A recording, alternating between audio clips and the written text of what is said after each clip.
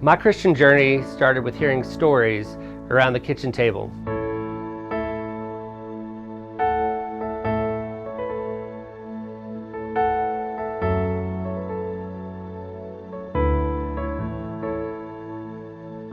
My mother's family are storytellers.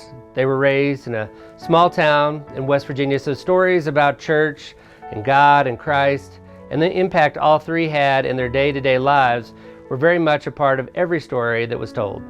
So for me, Christianity has always been a story about relationships, my relationship with God, my relationship with Christ, and my relationship to the community where I live and worship.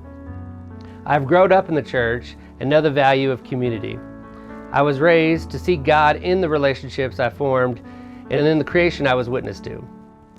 As my faith matured, I found Christ calling on my life to speak less and less about to what was happening to me and more how I was showing up to this wonderful life that we are given. The gratitude for the love of God isn't something said in only the quiet spaces of our life, but to be proudly proclaimed.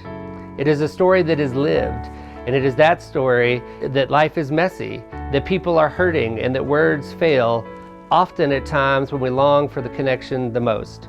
And God's love through Christ is the power that drives the universe, is that calling written on our hearts that drive us to connection. I can choose to trust the process, to listen to the stories of others more, and to share my own with confidence, humility, to lean in, to hug tighter, or I cannot. That is the wisdom of God. That connection, all connection, is a choice. And that simple choice to love God and to love people isn't a thoughtful response in the face of a difficult situation, but a calling to be lived again and again and again.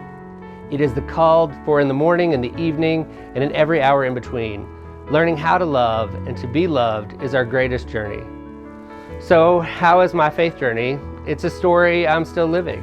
Melanie and I are holding close to God and to each other. We are seeking a path that raises our children to know God and let His love from them define their choices and to serve here in this place. To those I have met along the way, you are characters in our story who have added an important context that couldn't be learned from anyone else. I hope that as our paths crossed, you felt loved, that I listened more than I talked, and that when my identities strained the dialogue, that I learned from that moment.